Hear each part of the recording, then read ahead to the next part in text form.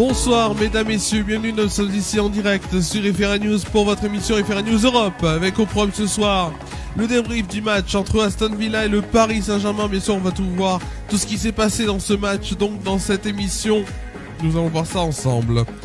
Ensuite, nous allons donc voir l'autre match du Ligue des Champions entre le Borussia Dortmund et le FC Barcelone qui s'est qualifié. On verra tout cela ensemble. Et ensuite, dans le Et demain, nous parlerons bien sûr des deux quarts de finale qui restent. Retour donc de la Ligue des Champions et des quarts de finale de la Ligue Europa. Retour aussi, donc ce sera jeudi. Nous sommes en direct et il est 23h11. Nous allons tout de suite aller sur notre première rubrique avec le débrief.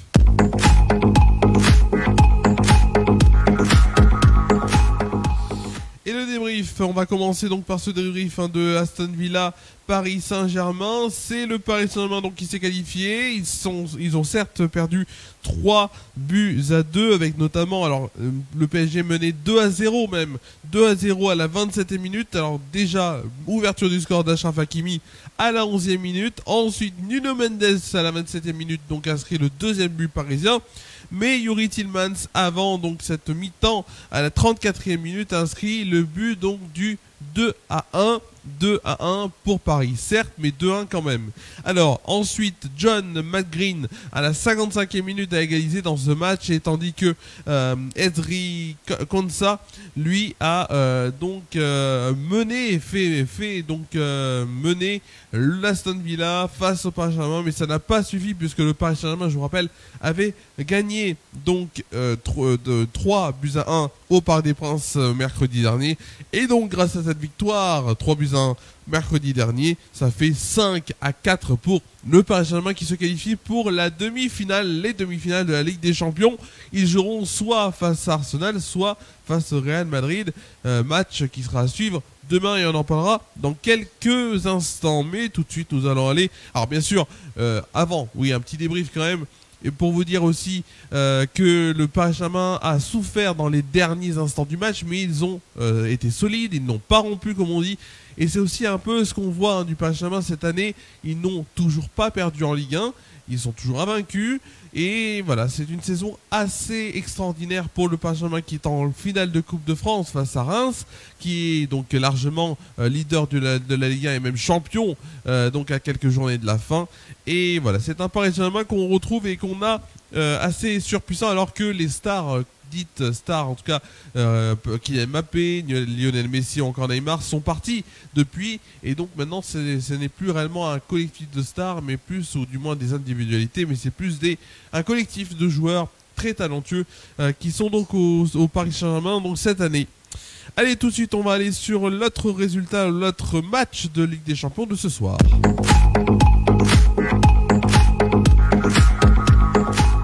Et dans l'autre match, c'était donc Borussia Dortmund face au FC Barcelone. Et c'était donc le FC Barcelone qui s'est incliné 3-1. Mais heureusement pour eux, ils avaient gagné 4-0. Le match allait donc Barcelone. Donc ça fait un score de 5-3 pour donc le FC Barcelone qui donc... et se qualifie pour les demi-finales. Alors le match donc avec un triplé de Simon Guirassy, ancien du Stade Rennais, à la 11e minute donc sur penalty pour le premier but, à la 49e pour le second but et à la 76e pour le troisième but donc pour le Borussia Dortmund. Et c'est même Rami Bensebaini qui avait marqué, donc le joueur de Dortmund qui avait marqué contre son camp pour le but barcelonais à la 54e minute, ce qui veut dire donc que le FC Barcelone, excusez-moi, se qualifie pour la Ligue des Champions et jouera donc, alors pour l'instant il devrait jouer si je comprends bien face au gagnant, donc ce sera face au gagnant du match. Hop, le temps que je retrouve bien sûr ce que j'allais dire, le gagnant du match donc entre l'Inter et le Bayern Munich, si j'ai bien compris. Donc tout cela, mais on en parlera bien sûr dans les prochaines émissions, notamment des FR News Foot. Allez, tout de suite nous allons aller sur notre dernière rubrique avec et demain les deux quarts de finale de Ligue des Champions qui restent, et ensuite on ira aussi bien sûr sur les quarts de finale retour donc de la Ligue Europa jeudi.